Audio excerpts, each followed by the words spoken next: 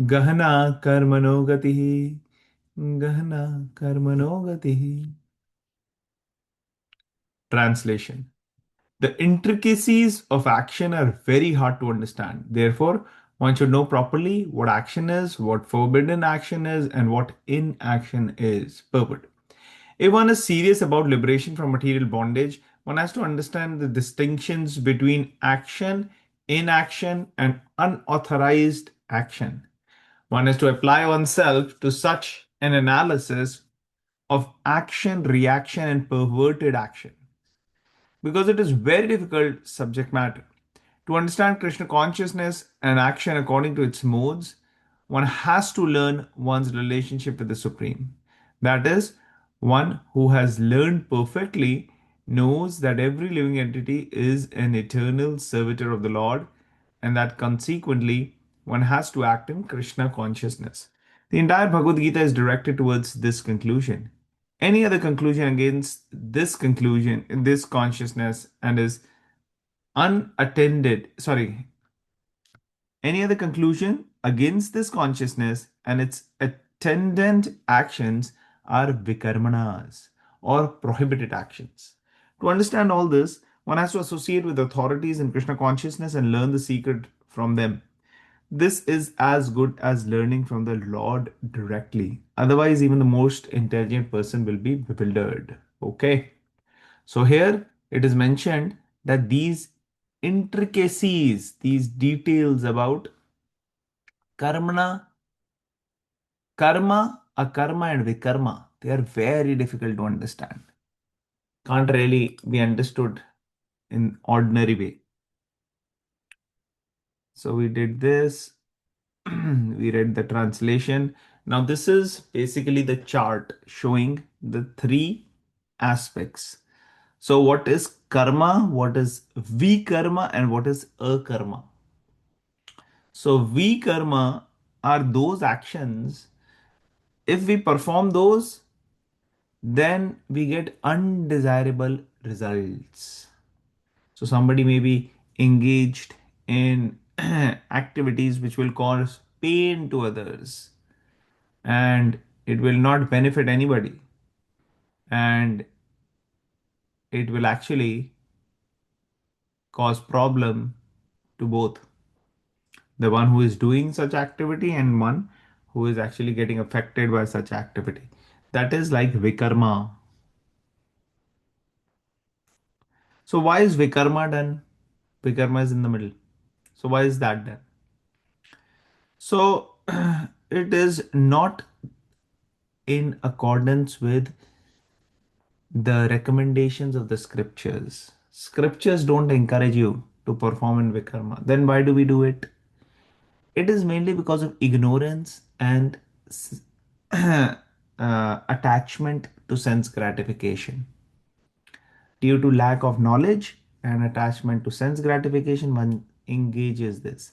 Just like example, somebody is doing a particular person is a thief.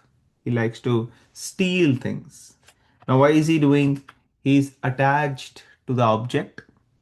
He wants to enjoy, and then he is unaware of the consequences, or he is not really thinking that he will be caught and he will be given the situation to face the consequences. So one engages in wrong activities, vikarma, killing people, uh, robbing, torturing, exploiting, raping, abusing, child abuse. So many different things people are engaged in. All these are vikarma. Vikarma means that activity which you do and then the results which you get out of those activity, the outcome is actually very undesirable. So that is vikarma. So then what is karma? Karma word can be used in so many different ways, but in this particular context in which karma is used is good actions. You do certain good activities and then you get good results. So You do charity to people. You give some food. You give some clothes for people to wear. So then you get a better quality of life in future, because this karma will return. You gave comfort to somebody, the comfort will come back. You gave pain to somebody, you killed someone, you tortured someone, you exploited someone, that will come back. That is called as vikarma. And this one is called as akarma, in which you're doing um, benefiting other people. So you get benefit materially out of that.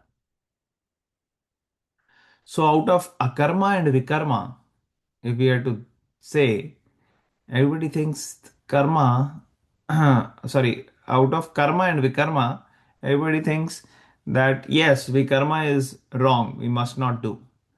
So karma is the best thing to do then. So then Krishna is saying, no, karma is good, but it's not the best. In fact, karma is not even something which is the goal or the conclusion. Then what is the goal and the conclusion? It's a karma. A karma means what? Divine action. So one is forbidden action, don't do it. One is prescribed action, you can do it. But better than that is divine action. You must do it. So if you do your prescribed action with an intention and a mindset to do a divine action, then that is the highest. So karma may also include certain karma kanda rituals and different other things. But when you are doing it for the service of the Lord, then you don't need to do karma kanda. You can just do a karma. So what is a karma? A karma means any activity or any duty which you are performing for the pleasure of the Supreme Lord. So, if you are practicing, encouraging others to practice, or help those who are engaged in such activities, then you get the benefit. So, for a karma, do you get good results or bad results? You get no material results. You only get spiritual awards, which means you don't have to stay here in this material world to suffer, but you can be where the Lord wants you to be and do engage in service of the Lord. And when you are engaged in that way, you are actually pleasing Krishna, and you are yourself pleased in that activity. So that is akarma. So is karma, vikarma, and akarma clear to everybody? Anybody has any questions here? So what No, is the out? Yes, go ahead. Somebody saying something. no, I said no. Okay. So what is the outcome? So if somebody does vikarma, the next life can be lot of suffering. Horrible. Even this life could be horrible. But subsequent lives can be miserable. One has a risk to go down to lower species. One can be in animal species, one can be in plant species, so on and so forth. Now, what about karma? Well, if you do good pious activities, then you get the result. So next life, you may continue to be in a better uh, situation with more resources and everything. And what about akarma? Akarma means you don't have to take birth again. So what is the problem with karma? The problem with karma is if you do good activities, then you have to take birth again to face those good activities. And when those good results you are enjoying, that comes with facing the material world. And material world has both good and bad. It is never good. Even right now, if you do some charity, some karma, you're not going to necessarily just do pious activities. Some sins will always be there. But if you engage in the service of the Lord, then you get freed from all good and bad karma. So you don't have to take birth again. So that is the beauty of a karma. Okay, we'll go to the next. Okay. Ghana karmano gati. So this details of karma, akarma, vikarma can be understood in a basic manner, but exactly how it works, what reaction I do, what reaction I'll get, or whatever I am getting right now, the facing the reaction is what kind of karma I did for which I am getting to face this. These questions are actually very, very intricate and complicated. And Krishna says, you can't really understand these things. Our human brain cannot even comprehend because it's so complex, action and reaction. Now, I told this famous story before that how Dhritarashtra was wondering why all this happened to him, that he was made blind, no, uh, he was not allowed to be the king initially, and then later on he was given 100 sons. Even that those sons came late, and then all of them died. So he was wondering what happened, why I had to face all this. And the response which he got was interesting. He was told that about 100 lifetimes ago, you were a hunter and you uh, actually killed 100 birds, small babies of the bird, and you made the father bird blind. So you're facing the consequences of that. And they said, 100 lifetimes ago, you should have, just given then and there. I mean, then and there also would have been equally painful. It's not that the pain will go down. Whenever you face the negative situation, it'll give you pain. But then the other thing he said, why waited 100 lifetimes? And the answer he got was that each and every child you have to have 100 children, 100 sons. Getting even one son, you have to do so many pious activities actually.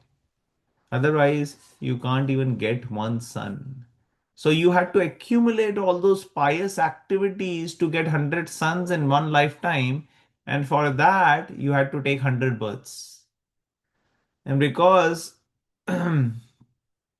um, each and every um, you know son you had to have, um, it was not such a easy job to have a child or a son. So actually we have to see that this whole process is very, very, very complicated. A lot of complexities are there. So here in this particular slide, it's mentioned trap of good deeds. Even great philosophers are bewildered because they assume pious action is the ultimate spiritual goal. But piety binds the soul to the material cycle, merely replacing iron chains with golden ones. So if somebody is giving charity and thinking, oh, very good, that is the best thing I can do, or somebody is helping others and thinks that okay, I've done this much, that'll be sufficient. So here it is said, no, no, no, you can't just stay on pious, you have to come to divine action.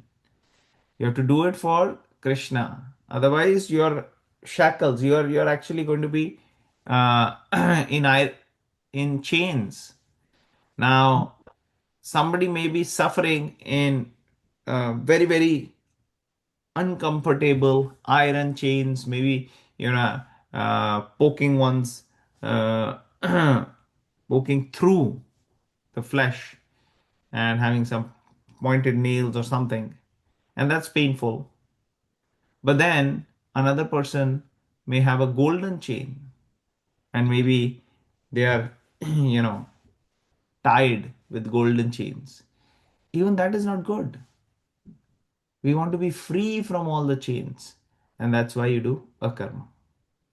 So, how do we do that? We need guidance. We need guidance of an acharya, we need guidance of sadhu, we need guidance of devotees, We need to follow Guru Shishya Parampara.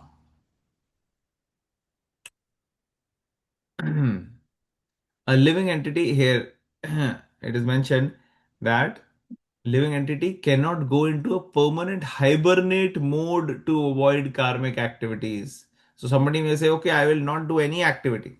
No karma, no akarma, no vikarma.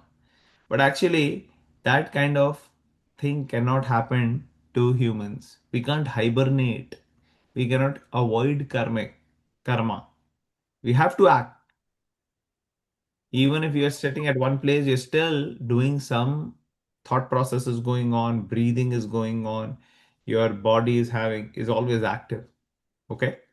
So you are always going to have to act. So best is to do akarma. Okay. We'll go to the next shloka, 18th. कर्मणि अकर्म्य कर्मणि अकर्म या पश्येद कर्म Karmanya karma yapasya. अकर्मणि च कर्म या Karmani cha karmaya. सबुद्धिमान मनुष्येषु Sabuddhiman manusheshu. सायुक्ता कृत्स्न कर्म कृत. Sayukta karma krishna karma krit. Okay, any volunteers who can read the translation, Bhagavad? I can read. Please, thank you. One who sees inaction and action and action and inaction is intelligent among men, and he is in the transcendental position, although engaged in all sorts of activities. A person acting in Krishna consciousness is naturally free from bonds of karma. His activities are performed for Krishna, therefore he does not enjoy or suffer any of the effects of work. Consequently, he is intelligent in human society, even though he is engaged in all sorts of activities for Krishna. Akarma means reaction to work, without reaction to work. A impersonalist seizes of activities out of fear, so that the resultant action may not be a stumbling block on the path of self-realization. But the personalist knows rightly his position as the eternal servitor of the Supreme Personality of Godhead. Therefore, he engages himself in the activities of Krishna consciousness, because everything is done for Krishna. He enjoys only transcendental happiness in the discharge of his service. Those who are engaged in this process are known to be without desire for personal sense gratification. The sense of eternal servitorship to Krishna makes one immune to all sorts of reactionary elements of work. Hare Krishna, thank you. Thank you so much for reading. Okay, so here it is mentioned one who sees inaction in action and action in inaction is intelligent among men. So Krishna is using this poetic way of making people understand what actually the intricacies or what how to understand this. Okay, this is a reason we need acharya, because otherwise we cannot understand what is action in inaction, inaction in action.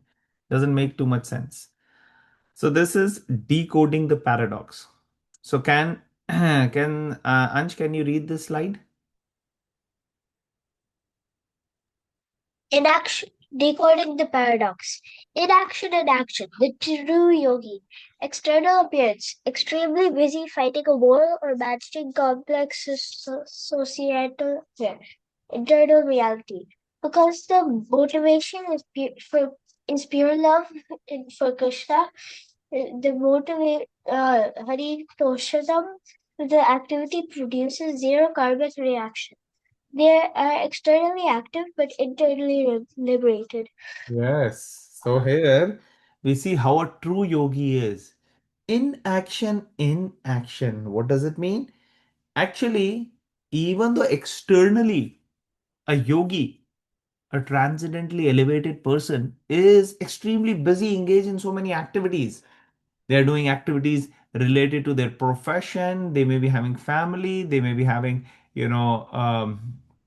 sannyasis may be having their own organizations to manage. Like Srila Prabhupada, he was managing so many things, extremely busy from morning to night. But what is the motivation? Motivation is pure love of Krishna, Hari Toshanam, how to satisfy Krishna. So, therefore, no karmic reaction, no reaction.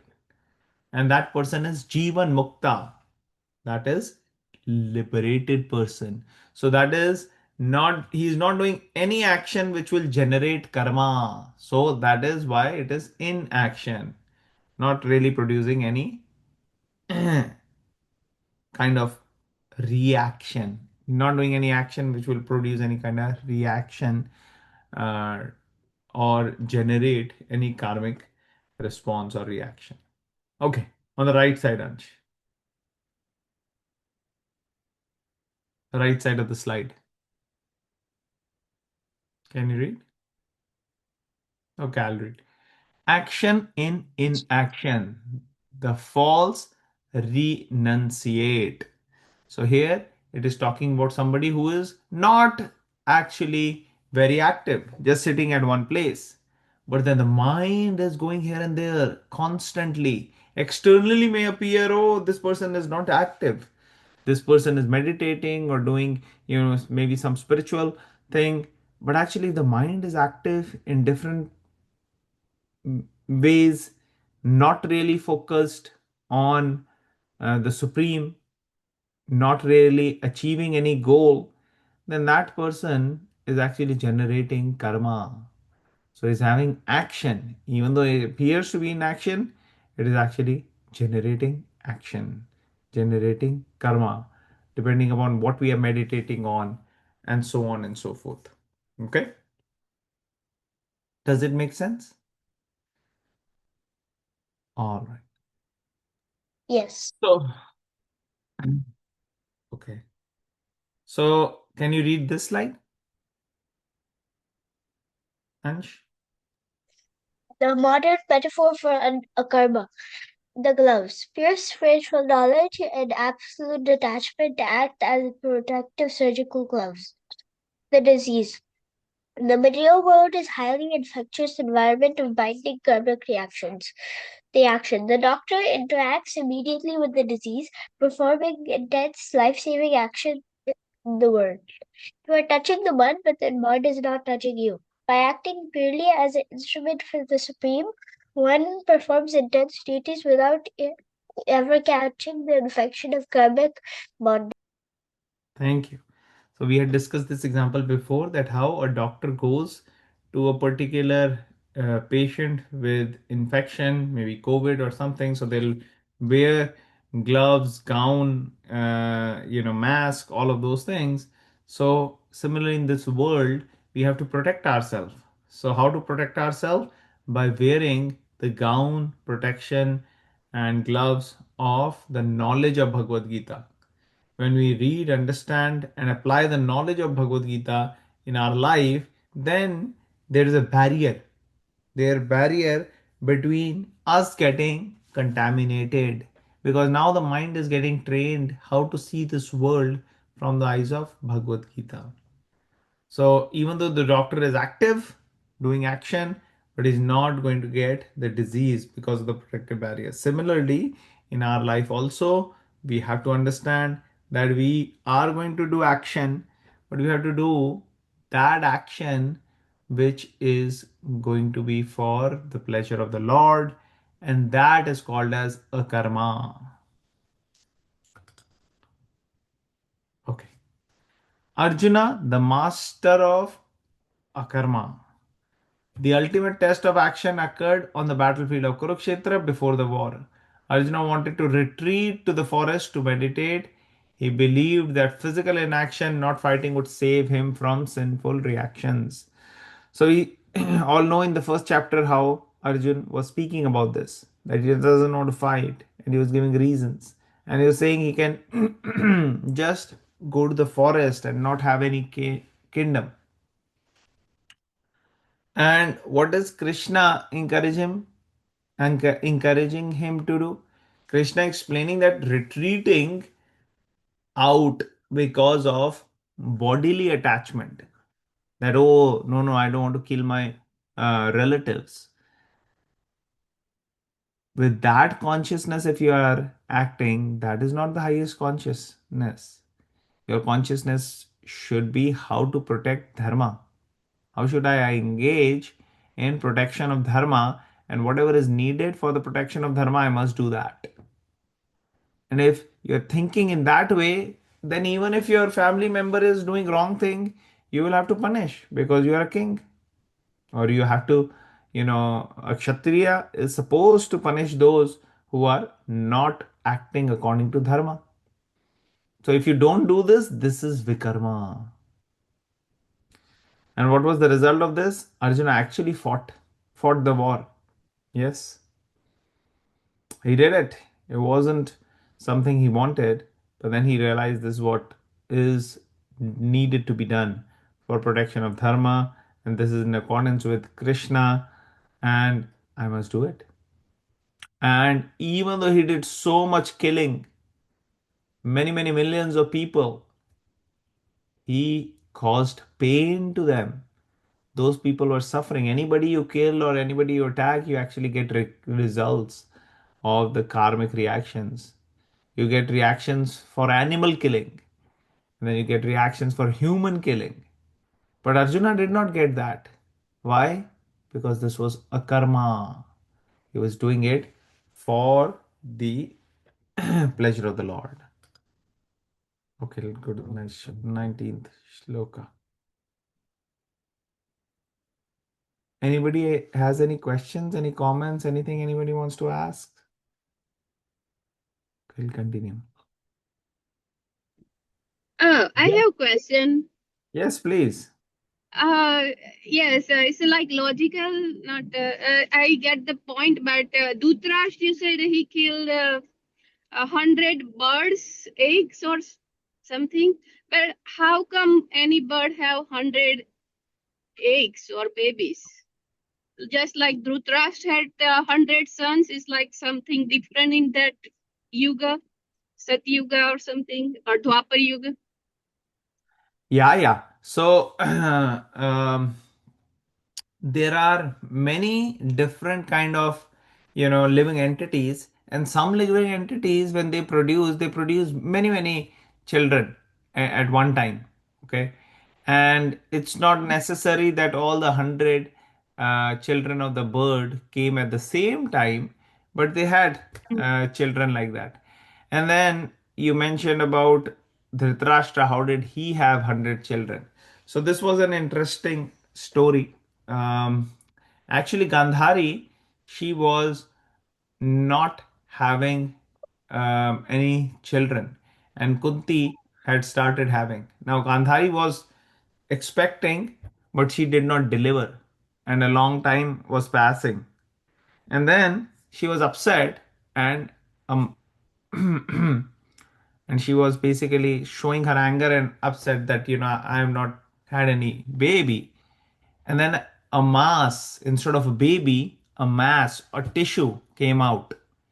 And then Mm, Vyasdev, he actually knew the science, how they can actually revive. So he made this whole tissue into 100 pots, matke. And then mm. proper material was placed in, and it was basically the babies were born. Vitro. Yeah, Oh, like a vitro. Okay. correct, Wow. correct. Like we know of the All time test tube science. babies we know these days. Uh-huh. So it was in vitro Wow. production. So that is how these 100 babies were born. Mm. Okay, So, thank you. thank you. Because Abhime, if I'm thinking right now, I don't see any birds with 100 babies, or they live with all 100 together. So I don't know if we, even if somebody wants to kill them, I don't know how they can find 100 of the same Yeah. family birds. Well, the thing is that Uh, whether you do it together or whether you do it separate, it will still Times. cause Okay. reactions, right? If Oh. if the hunter had killed them separately, still, he had killed them. So any killing will have reactions unless it is a karma done for the pleasure of the Lord. Thank you. I Yeah. understand. Thank you. Yeah. Hare Krishna. But of Hare course, the good thing is that in this material world, the fact is we cannot avoid. Even when we walk, so many of the ants or animal, insects will die. Even when we speak, something is happening. So best is when we keep chanting, then everybody gets benefited. And then the other thing is we we have to understand that every moment we are actually put in a situation where we are generating karma, whether positive or negative. So our intention should be not to hurt anybody, and our actions should be done to minimize any kind of violence. But still, if violence happens, if still some animals or any insect or anything is unintentionally getting killed or negatively affecting, then it's different. But if insects are attacking us, let's say somebody has infection or somebody is getting, then we have to tackle that. We can't just be indifferent to that. In fact, it is explained in the scriptures that you can kill anybody who attacks you, right? So Mm. even animals, anybody who's attacking, then we have to take charge. Even Mm. insects, if they are attacking, so those are some situations where it is okay. But a devotee, like Prabhupada is mentioning, a devotee doesn't want to engage in any. See here, Prabhupada says.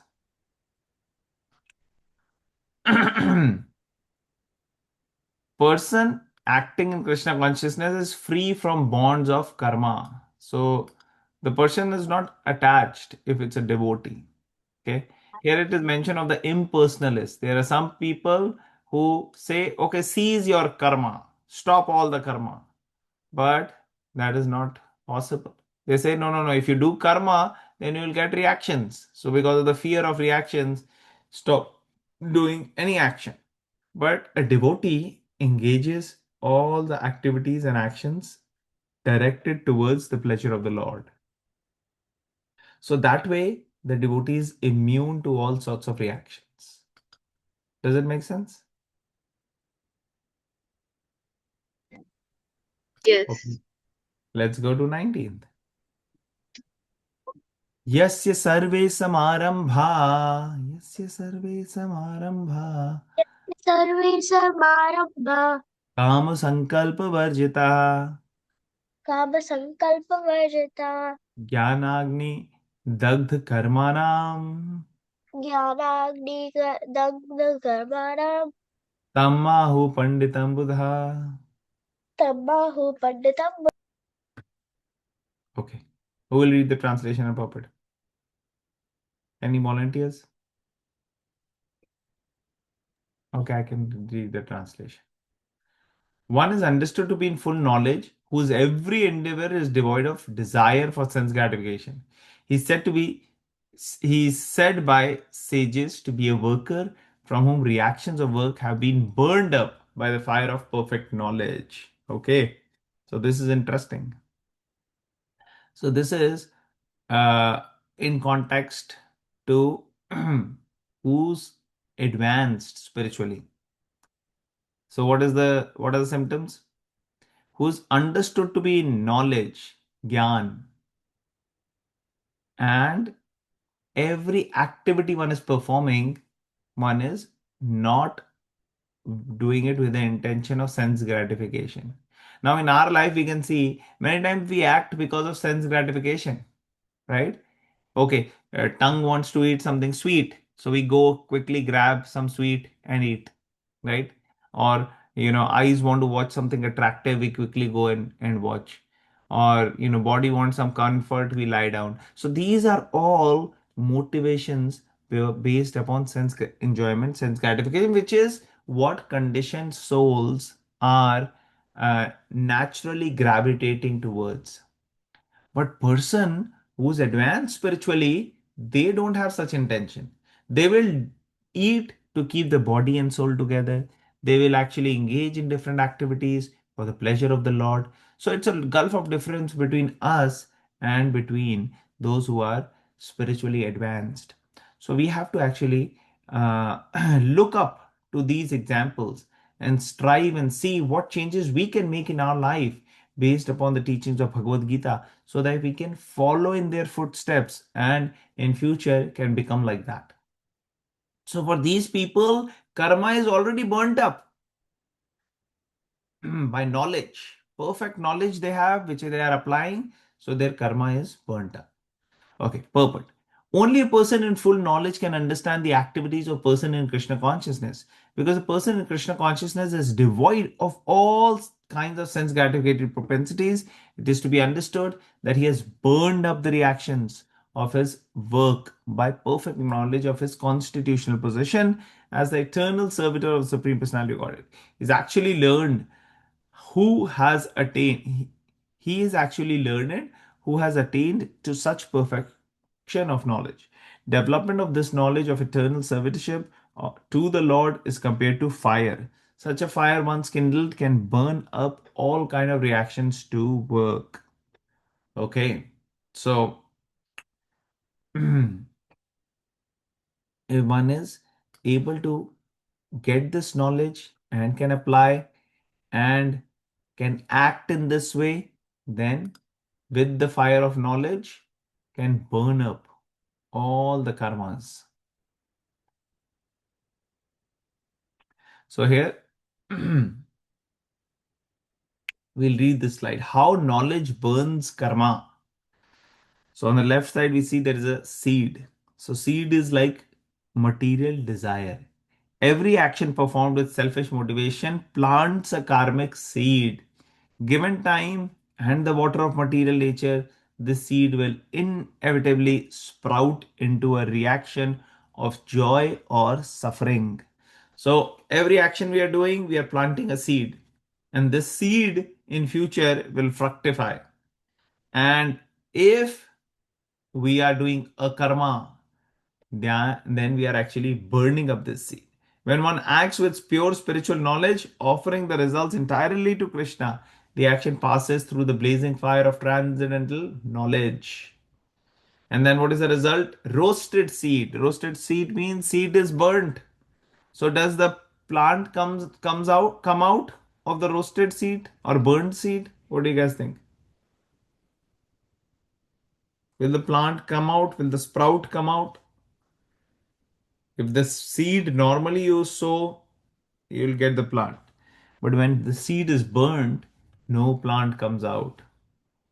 Similarly, wise person performs actions that look normal externally, but they will never sprout into material bondage. Okay, so who is the true Pandit? So we read in the second chapter also Krishna had explained that one who is sthit pragya is devoid of sense gratification. And here Krishna is telling who one who is has divine knowledge. This knowledge, gyan, will actually not engage in sense gratification, doesn't act because of selfish pleasure, self motive. Kam sankalp varjitaha, and their endeavors are purified of all fruitive intent. So they don't have any fruitive intention. They are selfless. And what kind of selflessness? Divine selflessness. They are engaged in the service of the Lord. So here it is mentioned they exhibit fearless leadership and selfless team building because their ego is detached from the outcome. They are entirely unaffected by personal insults or praise. So this is very advanced because we get affected by insults or praise very easily, right? But a spiritually advanced person, they don't. And what kind of mood they have? They have the mood of das, dasanu, das. That I am working as the servant of the servant of the servant and acting as an instrument for the pleasure of the Lord. Hari Toshanam. And because they're engaged nicely, their focus is how to engage. Um, they don't really focus too much on making their situation uh, comfortable or better. They feel if situation is good, comfortable, that's very nice. We'll offer it to Krishna. But if you have to go out of your way to get the situation better, I much rather focus on pleasing Krishna, and Krishna will take care of things. So they are engaged in that way, and they do their job and not focus on the outcome or the result. They are unfazed by outcomes. Whatever situation they are put in, they take it as Krishna's arrangement, Krishna's mercy, and they use it in the best way in the service of Krishna. So, the culmination of karma. In the 17th verse, we understood that recognize the strict difference between karma, vikarma, akarma, and how akarma does not bind. And karma, even though appears to be very attractive because it gives nice results, but one should not get illusioned. Karma or vikarma, both are binding. So, what should one do? Shift the vision. Understand true renunciation means giving up the attachment to work, not running away from work itself. And then 19th, we read about burning of the reactions. All the reactions are burnt up by the Gyan Agni, by the fire of knowledge. And this way, one actually has no reaction but only service to Krishna. So, to retire from the activities of Krishna consciousness is less important than actually engaging in the field of activities for the sake of Krishna. Okay, so I think that's these are few thoughts from these verses. We covered three shloka today, 17, 18, 19. Anyone would like to ask any questions or bring up any discussion points? Okay, so I think we'll end here. Thank you.